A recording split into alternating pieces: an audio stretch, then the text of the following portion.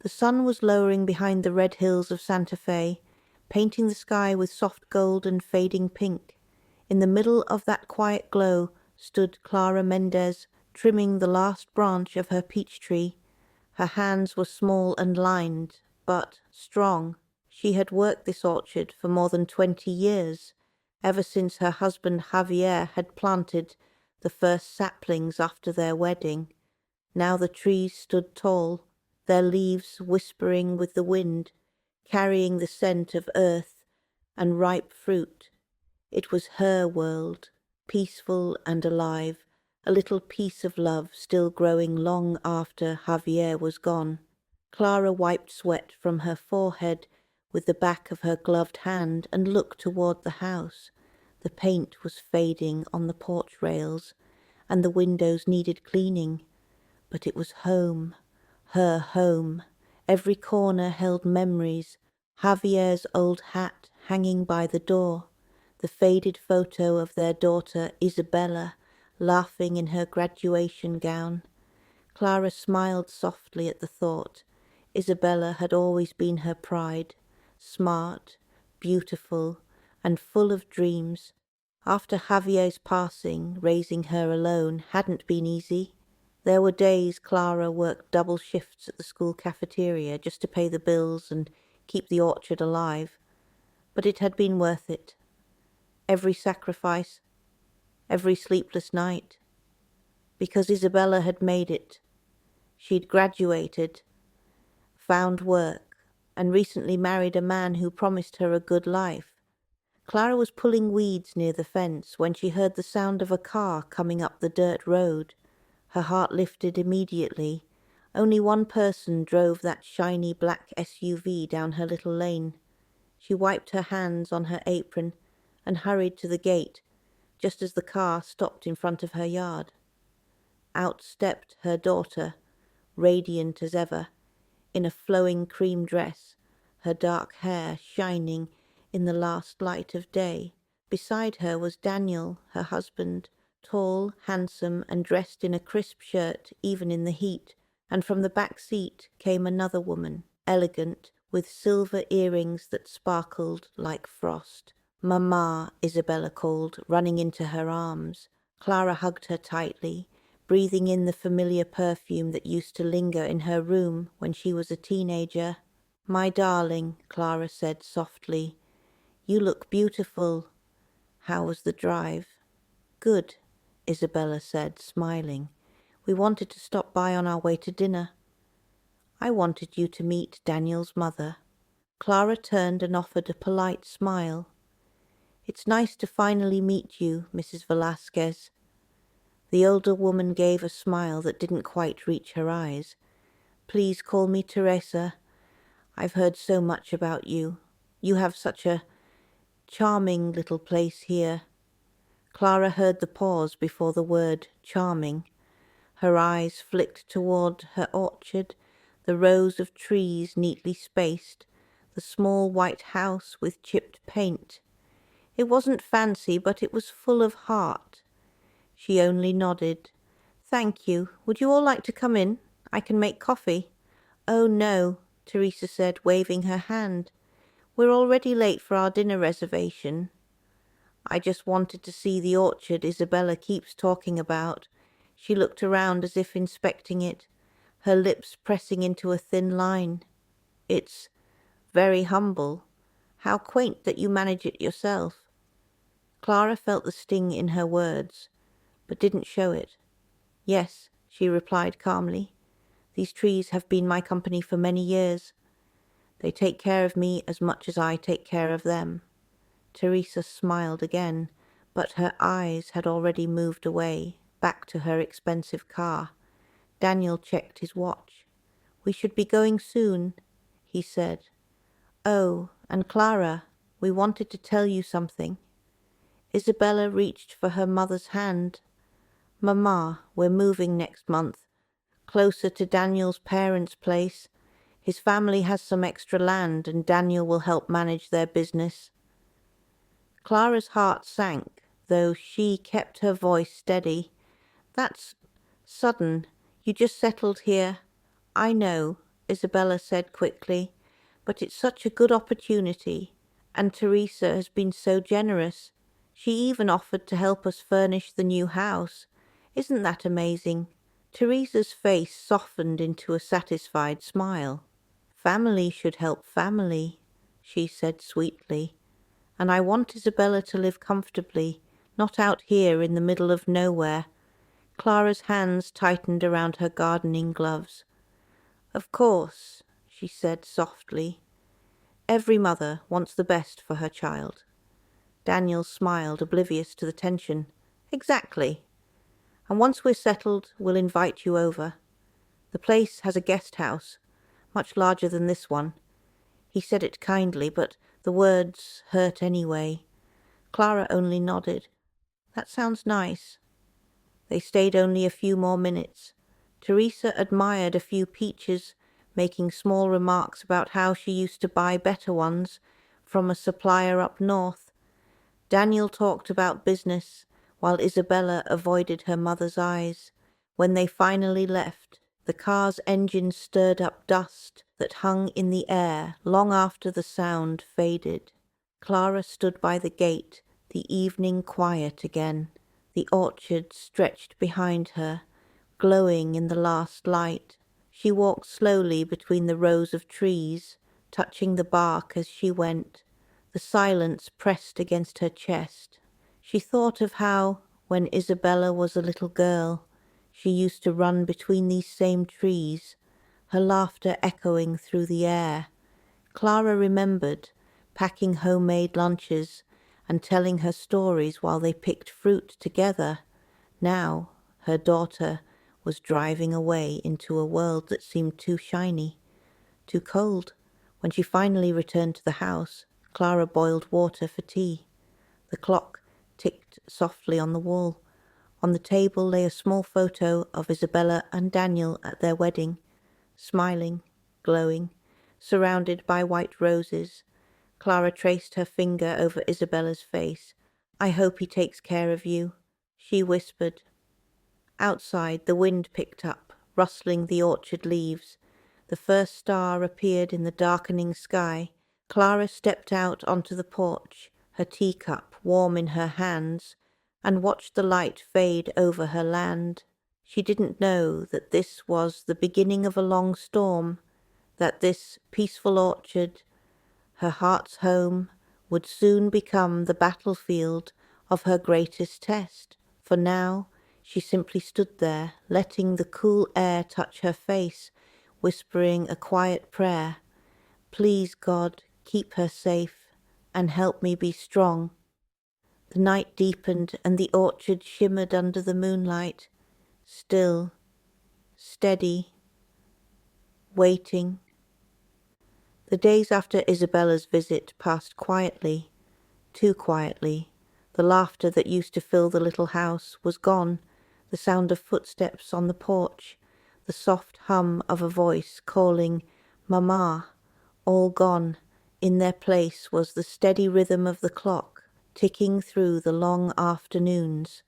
Clara tried to keep herself busy. She watered the orchard, cleaned the kitchen, and baked small loaves of bread to give to her neighbors. She told herself that silence was peaceful, not lonely, but at night, when the house grew cold and still, she missed her daughter's voice more than anything. Every morning she checked her phone for a message, a call, anything. There was nothing. Weeks passed, then months. One morning in early September, the sky was grey with the promise of rain. Clara stood at the sink, washing dishes, when she heard a knock at the door. Her heart jumped.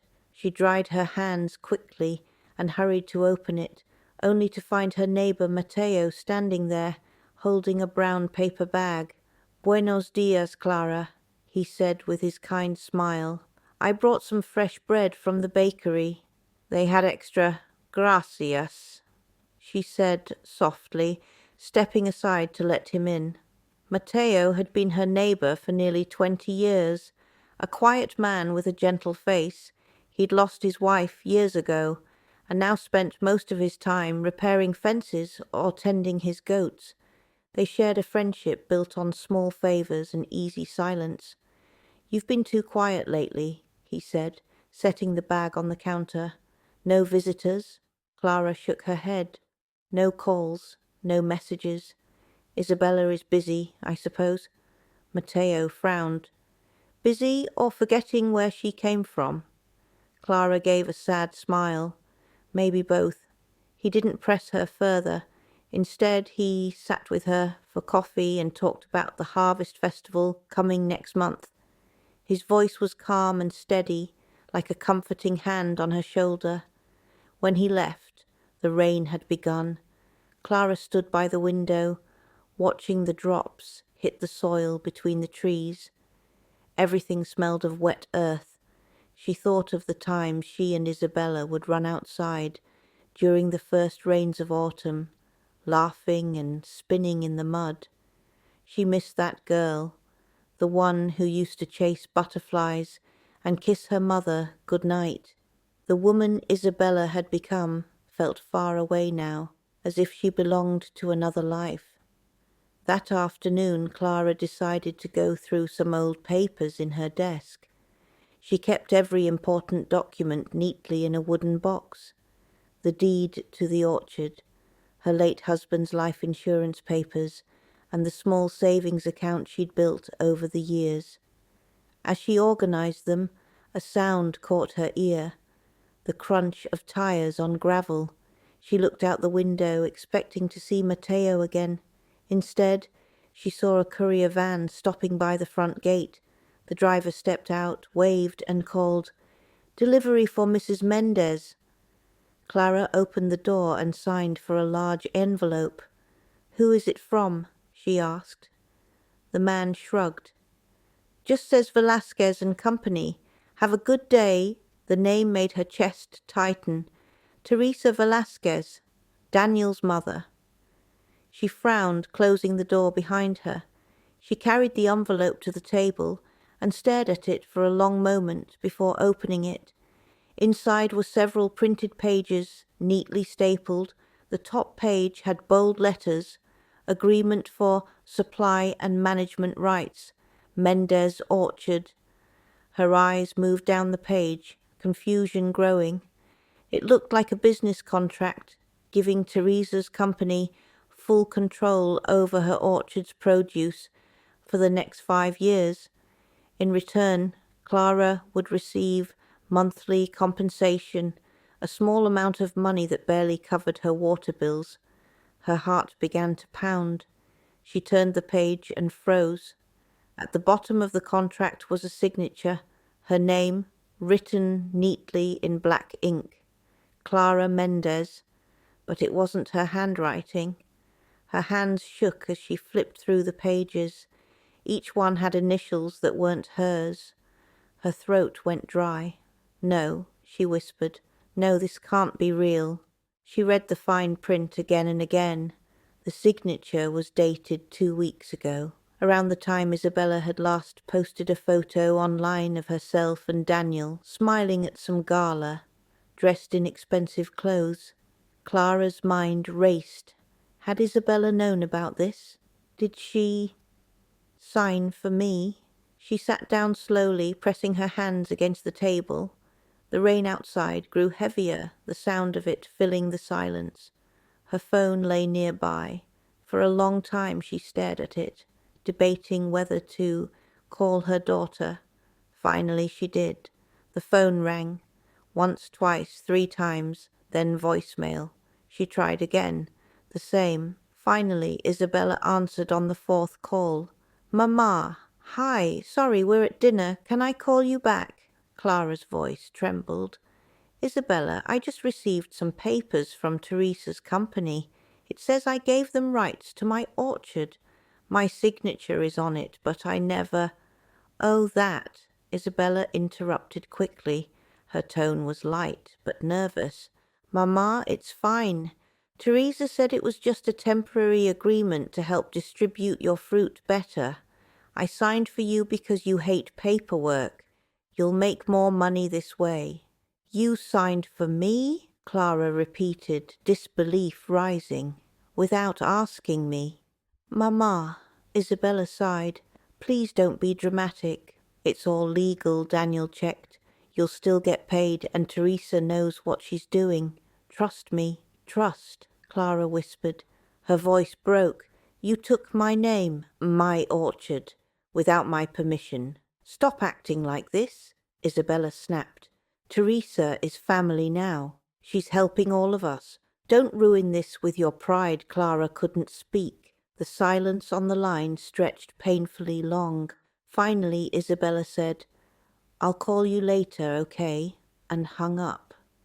Clara sat there staring at the phone as the rain poured outside. For a long time she didn't move. Her mind replayed Isabella's words again and again. Don't ruin this with your pride. Slowly, she folded the papers back into the envelope. Her chest ached, not just with anger, but with sorrow so deep it felt physical. She stood and walked to the back door, looking out over the orchard. The rain had turned the ground to soft mud, and the trees swayed under the wind. This land fed us, she whispered to the window. It gave you everything, and now you've sold it. Tears blurred her vision.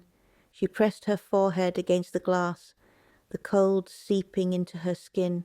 Later that night, when the rain stopped, she went outside. The air was fresh and cool, smelling of wet earth.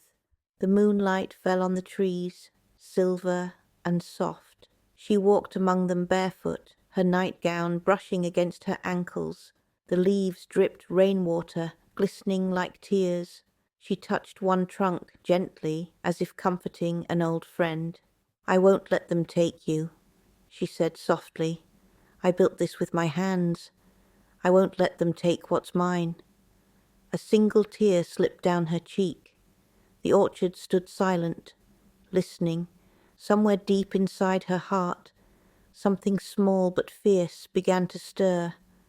Not anger yet, not strength, but the faint spark of it. She didn't know what to do next, but she knew this. She would not be silent again. Clara barely slept that night. She lay in bed listening to the soft creaks of the old house and the steady ticking of the clock. Every time she closed her eyes, she saw the contract, the fake signature, her own name stolen from her, and Isabella's calm voice saying, Don't ruin this with your pride. By dawn, her heart felt heavy, but her mind was sharp. She knew what she had to do. She would not stay silent. Clara dressed carefully, choosing her neatest blouse and long skirt. She brushed her hair into a bun and put on her old leather shoes. Then she picked up the envelope with the papers, slipped them into her bag, and took a deep breath. Matteo was outside fixing his fence when she stepped out. He waved, but one look at her face told him something was wrong. You're going to town? He asked gently. I'm going to see Teresa Velasquez, she said, her voice calm but tight. He frowned. Are you sure that's a good idea? I need answers, Clara replied. They took my orchard, Matteo. My daughter helped them. I can't just sit here and watch. He nodded slowly. Then don't let them see your pain, Clara. Speak like the land does. Quiet but strong. His words gave her courage. She smiled faintly. Gracias. The Velasquez estate sat on the edge of Santa Fe, far from Clara's humble neighborhood. The drive took nearly an hour, the scenery changing from dusty roads to smooth pavement lined with tall iron fences and trimmed hedges. When Clara arrived, she stopped for a moment at the gate. The house beyond it was enormous, 3 stories of white stone, shining windows, and a fountain that spilled clear water over marble statues. It looked less like a home and more like a monument to pride. Clara walked to the gate and pressed the buzzer. A guard appeared, eyeing her clothes with a faint smirk. Do you have an appointment? No, she said firmly, but tell Mrs. Velasquez that Clara Mendez is here. It's about the orchard. The man hesitated, but when he made the call, Teresa must have recognized the name. The gates opened slowly with a metallic groan. Inside, Clara followed a path lined with rose bushes until she reached the front steps. The door opened before she could knock. Teresa Velasquez stood there in a silk robe, a cup of coffee in her hand, and a look of mild annoyance on her face. "Mrs. Mendez," Teresa said coolly. "This is unexpected." Clara straightened her shoulders. "We need to talk." "About the papers you sent me." Teresa sighed softly. "You mean the business agreement?" "I assumed Isabella explained everything." "She did," Clara said. "She told me she signed for me." Without my permission, Teresa's smile was polite, but her eyes were sharp. "Your daughter only did what was necessary. You should be proud. She's finally thinking like a businesswoman." "I'm not proud," Clara replied, her voice trembling. "She forged my name. That's not business. That's theft." Teresa's tone hardened. "Be careful with your words, Mrs. Mendez. That orchard was being wasted. We're simply helping it reach its potential. You'll still receive your share." "I don't want your share," Clara said, raising her chin. "I want my orchard back." At that moment, Daniel appeared from the hallway, tying his tie. "What's going on?" he asked. His expression shifted from surprise to irritation when he saw Clara. "Clara, this really isn't a good time." She turned to him. "You let your wife sign my name." Daniel rubbed his forehead. "Look, we didn't mean to upset you. Teresa's company is handling the marketing. You're still part of it." "I didn't agree to any of it," Clara said sharply. "You tricked me." Behind Daniel, Isabella appeared. She was wearing a soft pink dress, her hair perfect, but her face went pale when she saw her mother. "Mama, what are you doing here?" Clara looked at her daughter, her only child, and for a moment her anger faltered. But then she remembered the papers, the lie, the way Isabella had sounded on the phone. "I came to see the people who stole from me," Clara said quietly. "You used my name, Isabella. You let them treat me like I'm nothing." "Mama, please," Isabella said softly. "Don't make this worse." "Worse?" Clara's voice cracked. "You think I can make it worse? You took the land your father and I built with our hands. You took my trust." Teresa stepped forward. "Enough," she said sharply. "This scene is unnecessary. You should be grateful we're involving you at all. Frankly, you should be thanking Isabella for thinking ahead. You can't manage a property alone forever." Clara turned to her slowly, eyes burning. "Do you know what that orchard means to me? My husband planted those trees. Every season I've tended them alone. They're part of my life. And you think you can just own them?" Teresa's smile turned cold. "Sentiment doesn't pay bills, Mrs. Mendez. You're an old woman with limited means. We're offering you stability. I suggest you take it." Daniel added, "It's not personal, Clara. It's business. If you push this, we'll have to involve lawyers." "You don't want that." For a long moment, Clara said nothing. Her chest rose and fell with slow, controlled breaths. She could feel the tears pressing behind her eyes, but she refused to let them fall. Finally, she said, "You've made a mistake." Daniel frowned. "Excuse me?" "You think I'm weak," she said softly.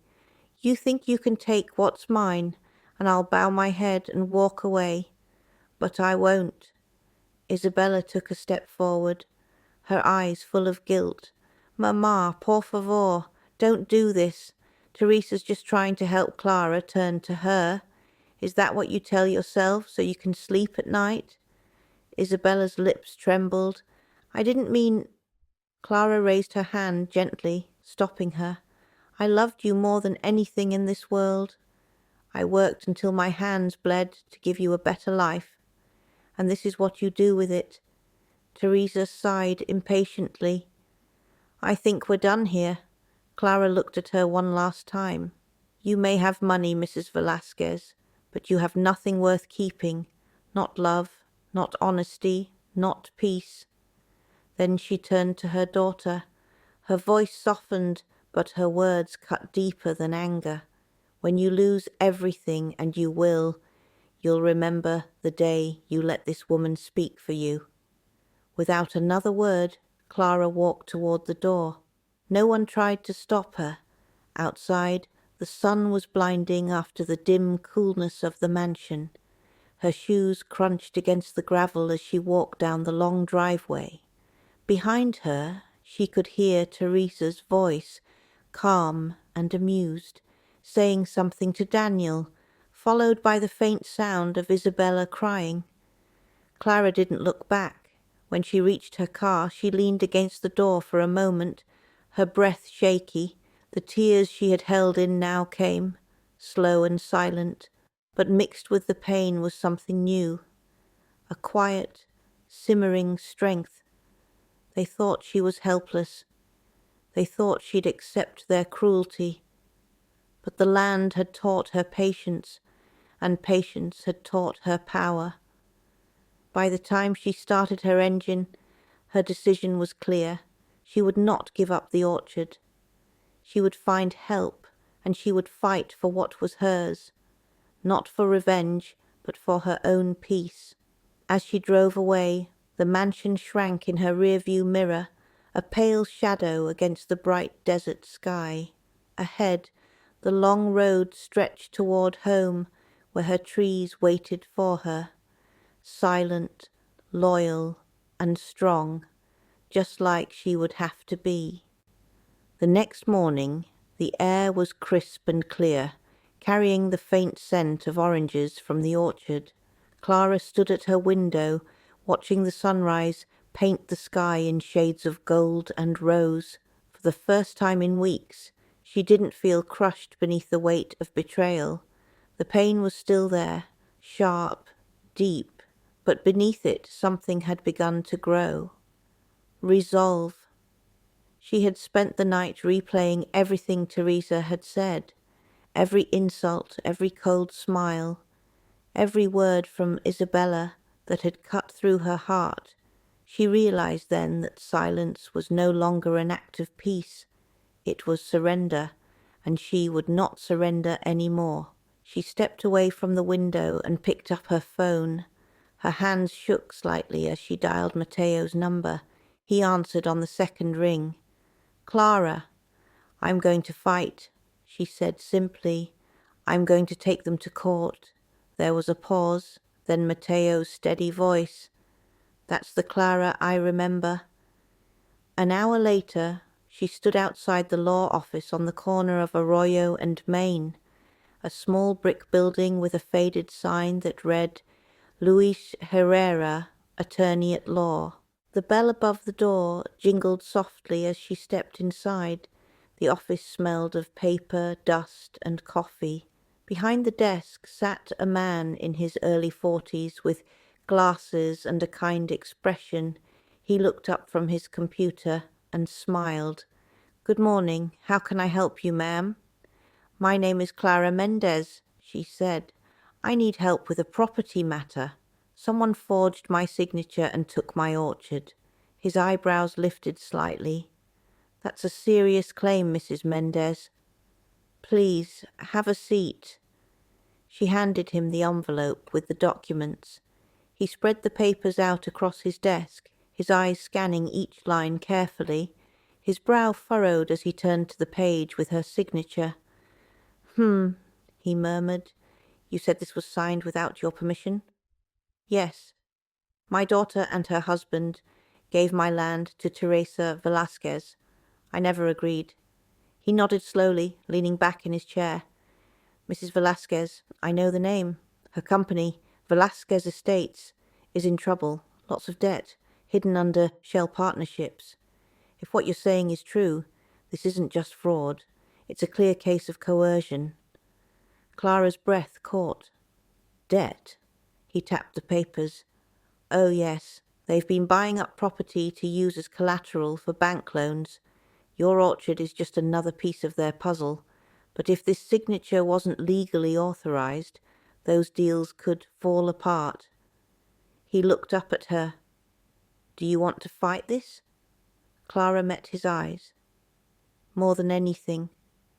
Then we'll start today, he said, pulling a fresh sheet of paper from his drawer. We'll file a complaint for fraud and request an immediate freeze on any transaction involving your land. For the first time in weeks, Clara felt hope, not the weak, wishful kind, but solid, real hope, like sunlight breaking through after a storm. As they worked through the paperwork, Herrera explained each step carefully. She listened, asked questions, and signed her name, her real name, on every page. When it was done, he stood and shook her hand firmly. Mrs. Mendez, you did the right thing. You have more power than you think. She smiled faintly. Thank you, Mr. Herrera. Please call me Luis, he said warmly. And don't worry. Truth has a way of finding light. When Clara returned home, the house seemed different.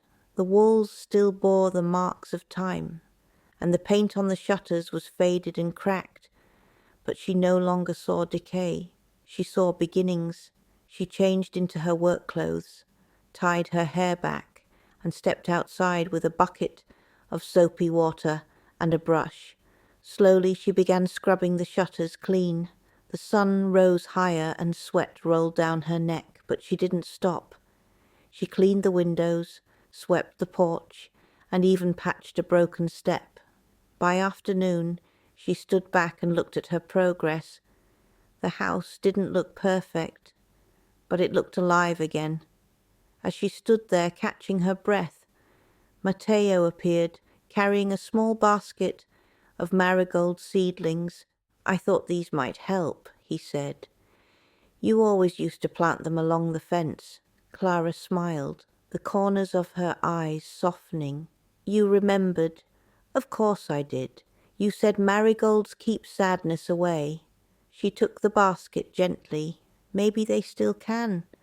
They worked side by side in the garden, planting the bright orange flowers in neat little rows. The earth was warm and familiar beneath her hands.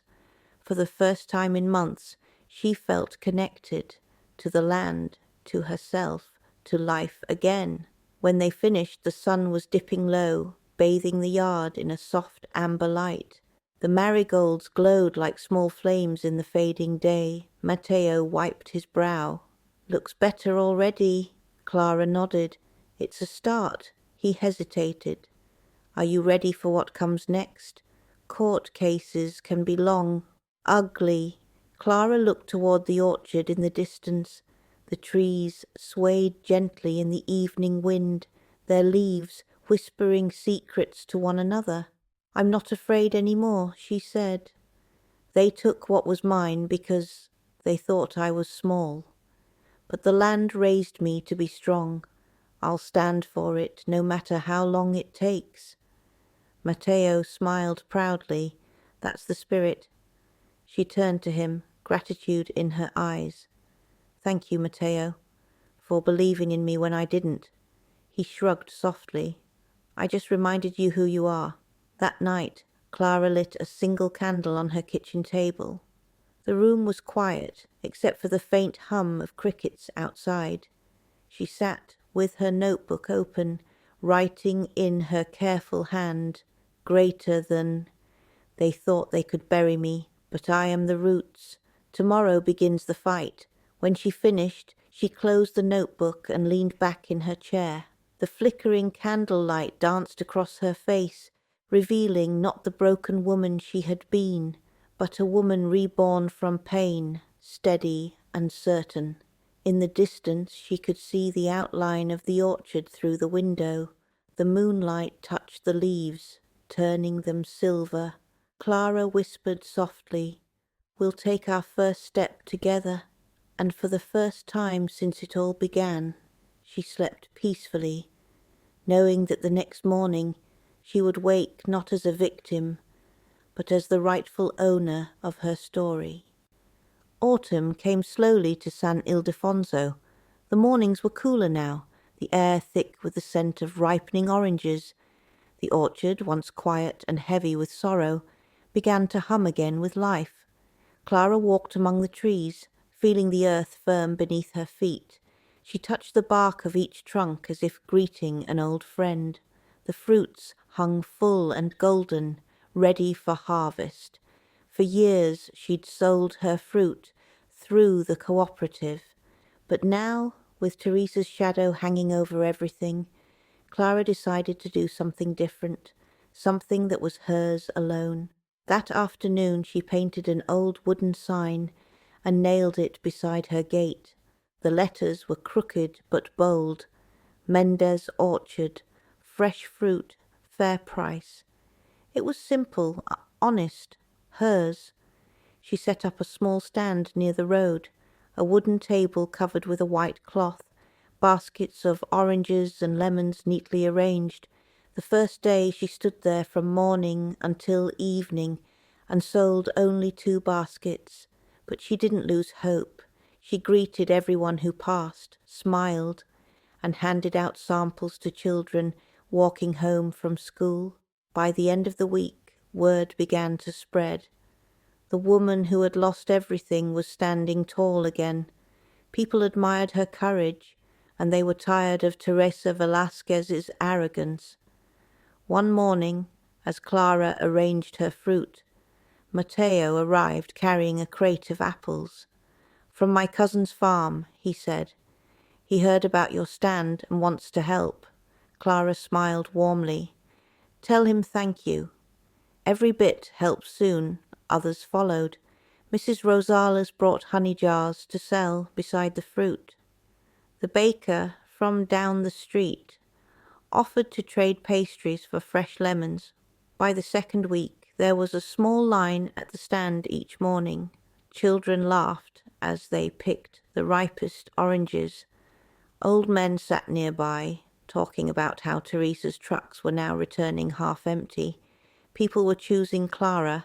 The orchard had awakened, not just in the soil, but in spirit. In town, whispers began to grow. "Did you hear? Mendez's fruit tastes better now. Velasquez oranges are bitter this year. Maybe karma finally found her. They say the bank's after her for unpaid loans." Teresa's perfect reputation began to crack like glass under pressure. Her investors grew restless. Trucks sat idle in her warehouses, and at the center of it all, Clara kept selling her fruit, calm and steady, as if the world had finally tilted back into balance. One afternoon, Clara was closing her stand when she heard footsteps on the gravel road. She turned and froze. Isabella stood a few yards away, wearing a long coat and dark glasses, her hair pulled back neatly. She looked thinner, her usual glow dimmed. "Mamma," she said softly. Clara didn't answer. She turned back to the table, tying up a bag of leftover oranges. "Please," Isabella said, stepping closer. "Can we talk?" Clara wiped her hands on her apron. "Talk, then." Isabella hesitated. "Teresa's company. It's falling apart. The banks are freezing her accounts. People are pulling out of deals. Daniel, he's trying to fix things, but—" She swallowed hard. "They might lose everything." Clara didn't move. The wind rustled the leaves above them, scattering a few petals across the table. "So," Clara said quietly, "now you see what that world truly is." Isabella looked down. "I didn't know, Mama. I thought Teresa was helping us. I thought she cared about power," Clara interrupted, her voice calm but firm. "And you cared about what that power gave you: clothes, comfort, status. You forgot what mattered." Isabella's eyes filled with tears. "I made a mistake." Clara nodded slowly. "Yes, you did. For a moment, The only sound was the wind moving through the orchard. Isabella stepped closer, her voice trembling. I don't expect you to forgive me. I just didn't know where else to go. Clara looked at her daughter. Really looked. She saw the exhaustion beneath the makeup, the fear hiding behind pride. Her heart softened, but only slightly. You came here not because you miss me, she said quietly, but because you lost her. Isabella said nothing. Clara picked up a ripe orange and placed it gently on the table between them. This orchard survived every storm. You left it, but it waited for you anyway. The earth forgives more easily than I do. Isabella's chin trembled. Mamma, please. Clara turned away and began packing her crates. You chose her world over mine, she said finally. Now you see what that world truly is. She didn't raise her voice. She didn't cry. She simply spoke the truth, and it landed heavier than any shout could. Isabella stood there for a moment longer, then nodded slowly. I understand, she whispered. When she left, the sound of her footsteps faded down the road until there was only silence again. Clara exhaled, long and deep. The ache in her chest was still there, but it felt lighter somehow. She wasn't angry anymore, just done. That evening, as the sun sank behind the orchard, Matteo stopped by. Was that Isabella? He asked gently. Yes, Clara said, wiping her hands on her apron. She came to tell me the Queen is losing her crown. Matteo smiled faintly. And you? I'm just tending my roots, she said. They walked together through the rows of trees. The leaves glowed gold in the fading light, the fruit heavy with sweetness. She'll come around, Matteo said quietly. Maybe, Clara replied, but she'll have to find her way without trampling mine. The two of them stood in silence for a long while, watching the sky turn from orange to deep blue. Fireflies began to flicker between the branches. The world felt peaceful again. In the distance the church bell rang for evening prayer. Clara closed her eyes, whispering a small thank you, not for victory, but for clarity, because now she understood something simple and profound. When you plant truth, no storm can uproot it. Her orchard was proof, and though Teresa's empire was crumbling, Clara's small stand by the roadside kept growing stronger, fed not by greed, but by honesty, labor, and love. The news broke on a Tuesday morning. Clara was arranging oranges at her stand when a customer rushed over, waving a newspaper. Senora Mendez, did you hear? Velasquez Estates, finished. Clara frowned and wiped her hands on her apron. What do you mean? The woman unfolded the front page. There it was, printed in bold black letters. Businesswoman Teresa Velasquez, arrested for fraud and tax evasion. Beneath the headline was a photograph of Teresa being led into a police car, her sunglasses askew, her perfect hair undone. Daniel stood behind her, face half covered, avoiding the cameras. Clara read the article slowly. It explained everything: false property documents, unpaid bank loans, shell companies under fake names. Every lie Teresa had told had come undone, like threads pulled from fine silk. The newspaper trembled slightly in Clara's hands. She wasn't surprised, just quiet. Matteo arrived moments later, holding 2 coffees. You saw? He asked. Clara nodded. Justice has long legs. It takes time to walk, but it always arrives. He smiled softly. And what about your daughter? Clara exhaled. She'll come. When everything else is gone, she'll remember where home truly is. By evening, the whole town buzzed with the story. People gathered at the cafe, talking in low voices about Teresa's arrest and Daniel's sudden disappearance. Rumor said he'd fled the city the night before, leaving behind debts unpaid workers, and a crumbling mansion. Clara stayed at her stand until sunset. When the last basket was empty, she packed her crates, locked the gate, and walked home under a sky streaked with violet and gold. The orchard was quiet, leaves rustling softly in the cool breeze. She paused at the gate, breathing in the scent of earth and fruit, the steady heartbeat of everything she had rebuilt. And then she saw her. Isabella was standing at the end of the path, a small suitcase beside her feet. Her coat was wrinkled, her eyes red and swollen. She looked nothing like the elegant woman who had left months ago. "Mamma," she whispered. Clara didn't speak. She simply looked at her daughter, really looked. The proud young woman who had once dismissed her now stood trembling, hollowed out by regret. Isabella's voice broke. "It's all gone. The house, the money. Daniel's gone too. He left me with nothing." Clara's expression didn't change. She opened the gate and walked past her daughter toward the house. "You still have your hands," she said quietly. "Work with them, and you'll have enough." Isabella followed her to the porch, tears spilling down her face. "I don't deserve your kindness, Mamma. I lied to you. I signed your name. I let her humiliate you. And now I have nowhere else to go." Clara turned to face her, the fading light soft on her face. "You chose her world over mine," she said. "You believed her gold was brighter than my soil. And now you see they both turn to dust." Isabella fell to her knees. "Please forgive me. I'll do anything. Just don't send me away." Clara's voice was steady but not cruel. "Forgiveness is not a door you walk through once, Isabella. It is a road you build with time. You broke something sacred. To fix it, you must work. You must earn back what you broke." Isabella wiped her tears. "Tell me what to do." Clara looked toward the old tool shed at the edge of the orchard.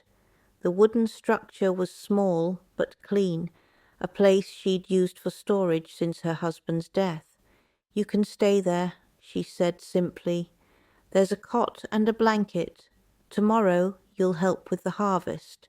You'll earn your keep." Isabella's lip trembled. "The shed?" Clara nodded. "Yes, it's more than you gave me when you left." For a moment Isabella looked as if she might protest, but then she lowered her head. "I understand." Clara turned back toward the house. "I'll bring you some soup. After that we rest. Work begins early." Later that night the orchard was quiet, except for the hum of crickets and the rustle of leaves in the wind.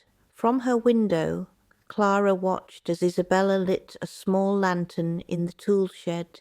The light flickered through the cracks of the wooden walls, a tiny glow in the darkness. Clara felt something shift inside her. Not pity, not revenge, something gentler, maybe the first spark of healing. She thought of the little girl who used to follow her around the orchard, hands sticky with orange juice, laughing under the sun. That child was gone, buried under years of pride and ambition. But perhaps, with time, something new could grow again. Still, she would not rush it. The wound needed air before it could close. She turned away from the window and sat at her kitchen table, her journal open beside the candlelight. Her handwriting was slow and steady as she wrote. Today the storm ended. The roots held strong. She has returned, not as a child, but as a lesson. Forgiveness is not weakness. It is choosing peace without forgetting pain. She set down the pen, blew out the candle, and sat in silence for a long moment. Outside she could hear faint movement, the creak of the shed door, the rustle of straw as Isabella settled in. It wasn't comfort, not yet, but it was something real, something honest. The next morning Clara woke before sunrise. She brewed coffee, tied her hair back, and stepped outside. Mist lay low over the orchard, turning everything silver. Isabella was already awake, sitting on the step of the shed, her face pale in the early light. She looked up as her mother approached. Clara handed her a basket. "We start on the west side today. Pick only the ripe ones. Leave the rest for tomorrow." Isabella took the basket with trembling hands. "Yes, Mamma." Clara gave a short nod and walked toward the trees. Behind her, she could hear Isabella's footsteps following, slow, hesitant, but there.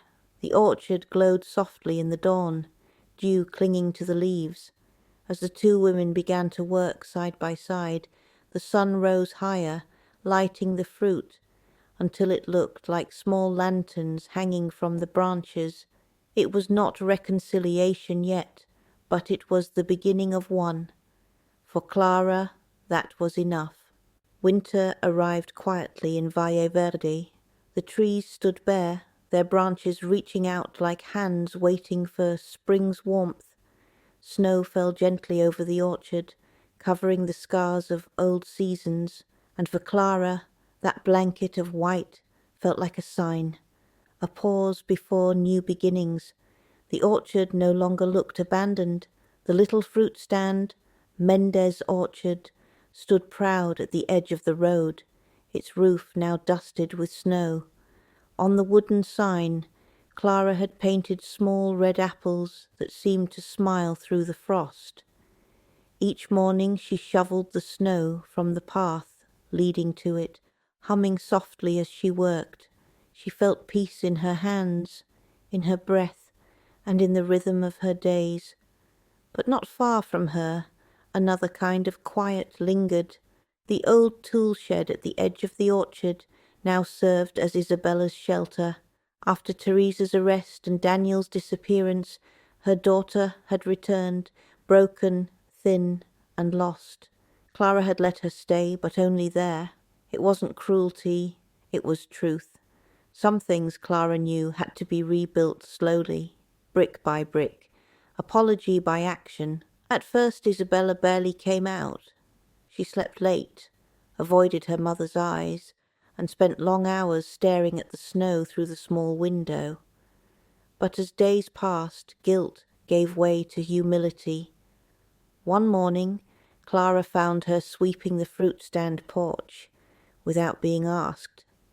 Another time, she saw her quietly repairing the old baskets they used to collect apples. No words were exchanged, only glances that said, "I'm trying." The villagers noticed too. When they came to buy fruit, they greeted Isabella kindly, but with careful distance. Everyone in town had seen how Teresa and her family had treated Clara before. Yet, as the weeks rolled by, they saw something change, not just in Isabella's hands, but in her eyes. Matteo, who helped Clara run deliveries, began to stop by more often. He brought crates, tools, and sometimes fresh bread. He'd smile at Clara in that soft, patient way he always had. One afternoon, as the sky turned grey and the air smelled like snow, he brought a stray dog he'd found near the highway. "She was limping," Matteo said, setting the small golden dog down on the porch. "But she's strong. I think she just needs a little warmth." Clara knelt and looked into the dog's amber eyes. "Then she's come to the right place," she said gently. She named her Soul, meaning sun, because her fur reminded Clara of the first light that touches the orchard at dawn. Soul became Clara's constant companion. She followed her everywhere, to the orchard rose, the fruit stand, even inside at night, where she curled up by the fireplace. Sometimes, when Clara talked softly to her, it felt as though Soul understood every word. That winter was long but strangely peaceful. Clara worked, rested, and watched the world heal around her. Isabella began helping at the stand every morning. She didn't ask to be paid, and she rarely spoke unless needed. But Clara noticed the small things, how Isabella handled the fruit gently, how she smiled faintly at customers, how she looked at her mother with quiet longing. One evening, after a heavy snowfall, Matteo stayed behind to help clear the road. The sky had turned a soft blue, and the air shimmered with frost. They stood together by the fence, looking at the orchard glowing under moonlight. "You've done something incredible, Clara," Matteo said. "You didn't just save this place. You brought it back to life." Clara smiled faintly. "It's strange, isn't it? Sometimes we have to lose everything to see what truly matters." He nodded, his eyes soft. "You've always mattered more than you realized." The wind rustled through the bare trees. Clara turned toward him, a little surprised by the warmth in his voice. For a long time she had closed her heart, believing love belonged only to younger years, before betrayal, before loss. But standing there she felt something gentle stir again. "Matteo," she said, half smiling, "do you think love can still grow after everything? After all the frost?" He looked at her, the lines of her face, the calm strength in her eyes. "Yes," he said simply, "because frost never kills what's meant to bloom. It just waits for spring." Clara felt her chest tighten with emotion. For the first time in many months, she laughed softly, not out of politeness, but from something real and deep. Sewell barked as if to join in, her tail wagging in circles of joy. When Matteo left that night, Clara stood at the porch, watching his footsteps fade into the snow. Inside, she lit a candle by the window, a small light for herself, for Isabella, and for whatever tomorrow might bring. Later that week, Clara found a note slipped under her kitchen door. It was from Isabella. The handwriting was shaky, the ink slightly smudged. "Mama, I don't know if I deserve your forgiveness, but I want to learn again, not as your daughter from the past, but as a woman who understands now what love costs. Thank you for letting me stay, even when you had every reason not to." Clara folded the note carefully and placed it in her old recipe book, a book filled with family dishes, memories, and stories. She didn't reply right away. Instead, she kept watching, waiting, and allowing space for actions to replace words. As winter deepened, the orchard slept under its blanket of snow, but life was quietly returning. The trees, though bare, held within them the promise of blossoms. The same could be said for Clara's heart, still cautious, still healing, but no longer afraid. And every night, before she went to bed, she whispered to Sewell by the fire, "Maybe spring won't be so far this time." The dog would nuzzle closer, and Clara would smile, because deep down she already knew. Spring always finds its way back to those who keep the faith. Spring came like a soft whisper across Valle Verde. After months of white silence, the snow melted into gentle streams that fed the roots of the orchard. Buds appeared first, shy and small, before bursting into blossoms that filled the air with sweet fragrance. Pink, white, and gold petals fluttered like confetti across the ground. The orchard was alive again. Clara stood by her window one morning, Sewell resting at her feet, and watched sunlight spill across the rows of trees. The sound of bees returned, buzzing lazily from flower to flower. The same trees that once stood cold and lifeless were now full of promise.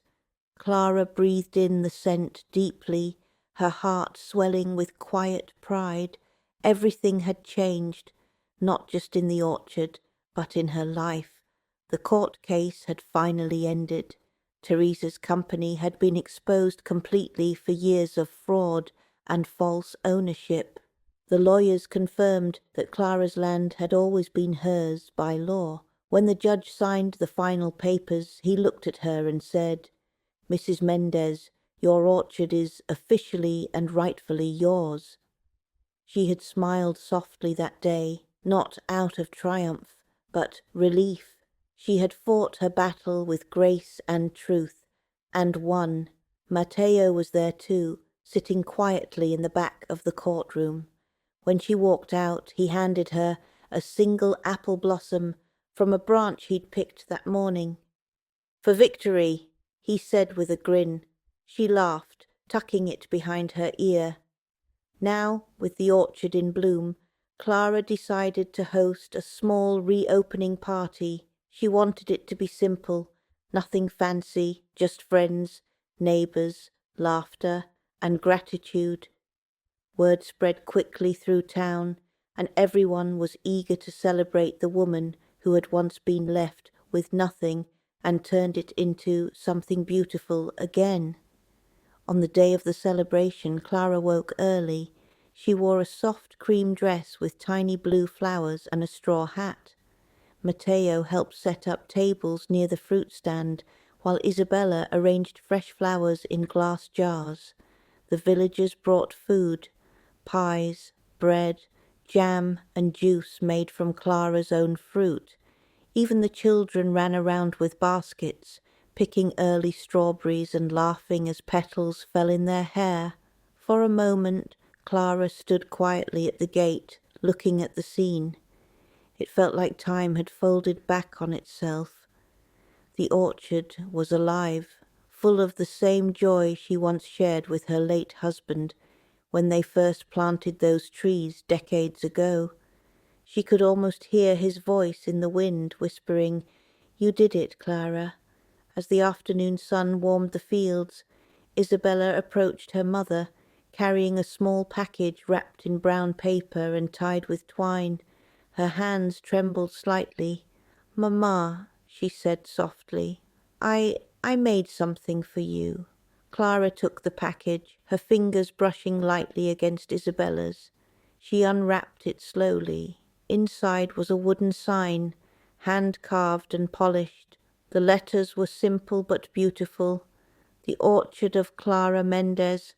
For a moment, Clara couldn't speak. Tears filled her eyes, not from sadness, but from the weight of everything those words meant. The years of work, the loss, the courage, the rebirth. She looked at her daughter, who stood there nervously, waiting for a reaction. "Did you carve this yourself?" Clara asked quietly. Isabella nodded. "Mateo helped me with the tools, but the words are mine. You always said this land carried your name in its roots. I thought it was time the world saw it too." The crowd had gone silent, watching the exchange. Clara stepped forward and hugged her daughter tightly. For the first time in years it felt like a real embrace, one without pride, without anger, just love and understanding. "I forgive you, Isabella," Clara whispered. "But remember, forgiveness doesn't mean forgetting. It means we begin again, as equals." Isabella nodded through tears. "I know, Mamma. And this time I'll be worthy of your trust." Together they carried the wooden sign to the orchard gate. Mateo hammered it into place, while everyone clapped and cheered. When he stepped back, the sign gleamed in the sunlight, strong, proud, and rooted, just like the woman whose name it bore, the Orchard of Clara Mendez. That evening, as the celebration continued, Clara sat beneath one of the blooming trees, with Saul by her side. Mateo joined her, handing her a cup of warm cider. The air smelled like blossoms and new beginnings. "You've done something amazing, Clara," he said, smiling gently. "You didn't just rebuild your orchard, you rebuilt your life." Clara smiled, gazing across the field. "Maybe they're the same thing," she replied. "Both take time, patience, and a bit of faith." He chuckled. "And maybe some good soil." She laughed softly. "Yes, that too." As the sun began to set, painting the sky in shades of gold and rose, Clara felt an overwhelming sense of peace. For the first time in years, she wasn't carrying the weight of what others thought of her. She wasn't defined by betrayal, loss, or struggle. She was defined by what she had built, by who she had become. Her orchard was her heart, once broken, now blooming again. That night, after everyone had left and the lanterns swayed gently in the breeze, Clara stood by the gate one last time. She touched the wooden sign, her fingers tracing her name. "Thank you," she whispered, "to the trees, to the earth, to life itself." Sewell barked softly and Clara smiled. "Yes, Sewell," she said, "we did it." The moon rose high above the orchard, silver light bathing the rows of blossoms, and for the first time in a long while, Clara knew, truly knew, that she was home not just in her land, but in herself.